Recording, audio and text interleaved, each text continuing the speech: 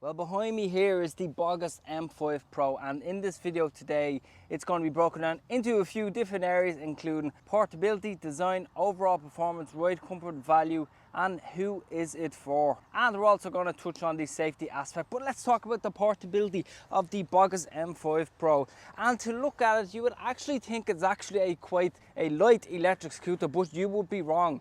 This weighs actually 25 kilograms, and this is due to the design of the frame. Along you have the seat mounted there, and you have the back area for that basket, which I'll touch on in a few minutes.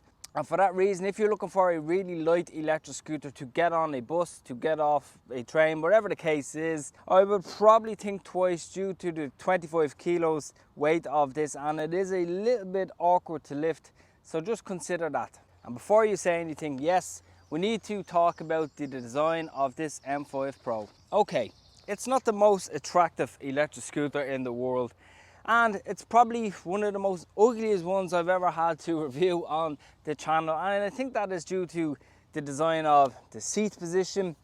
You have that really weird looking basket there, quite low handlebars. Again, I'll talk about those in a few minutes, but there are a good few things, like these mudguards here are actually quite decent, and they should prevent rain from actually splashing up on you. The deck is actually quite wide enough and is actually very comfortable, but if you have really big feet, you're going to struggle to get a really good position on this. So if you're around a size 9 or 10, you should be okay. But if you're like 11 or 12, I'd probably avoid the scooter for that reason. And then saying that, the cable management on this scooter is actually quite neat.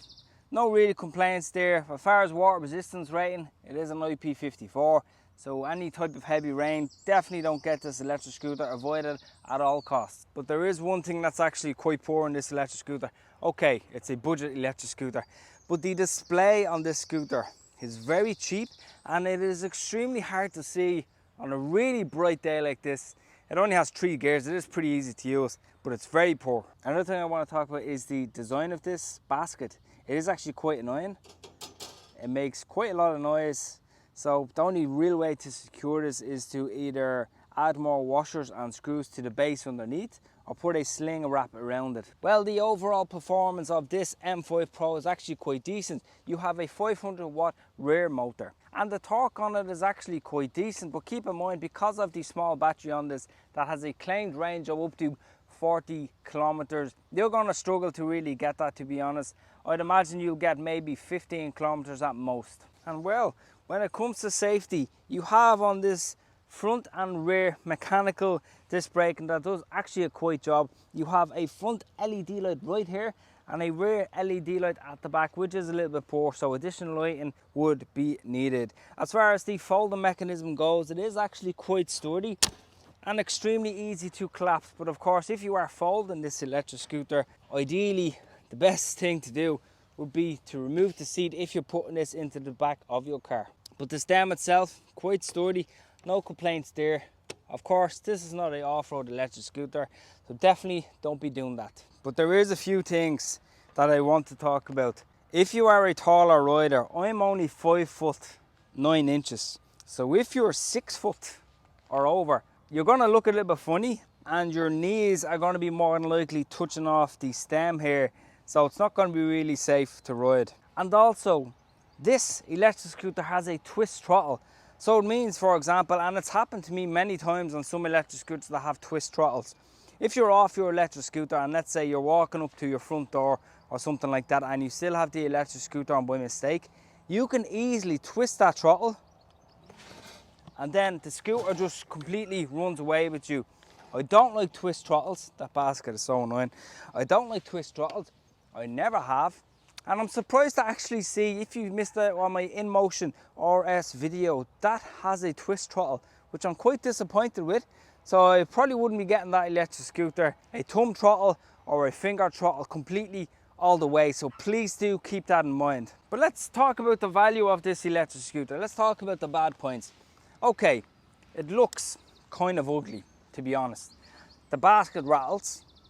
The deck space is quite small if you have particularly quite large feet. You know, the fact that the battery is small itself, you're going to struggle to get range. I think it's more of an, A to B commuter, going a few kilometers here and there, that type of thing. Not for long distances. And absolutely not for off-road, but of course the value is kind of good in a way because you get the comfort of 12-inch pneumatic, extremely comfortable tires, quite a decent frame design, good mud guards, good lighting. I think the price that it's at right now, it is linked below by the way, and if I have any discount codes I will post them below. I think it's actually worth what you're getting, to be completely honest, and with a top speed of 40 kilometers an hour, even the new Show Me electric scooter does not even go them speeds. So you can't go wrong, and you have of course the mechanical braking and everything else around it. Even in saying that, who is it for? Well, like what I just mentioned, if you live in a hilly area, definitely don't get this electric scooter. If you're looking for a starter electric scooter, I actually probably would consider this, and if you would ideally have to be my height or below. If you're a taller rider, it's definitely a no-go area. And if you don't mind, of course, looking a little bit funny riding the Bogist M5 Pro, just consider it. Again, linked below. In the meantime, if you have missed out on my G3 Pro videos that I've done so far, click on that playlist right now. And in the meantime, stay safe, and I'll talk to you in the next video.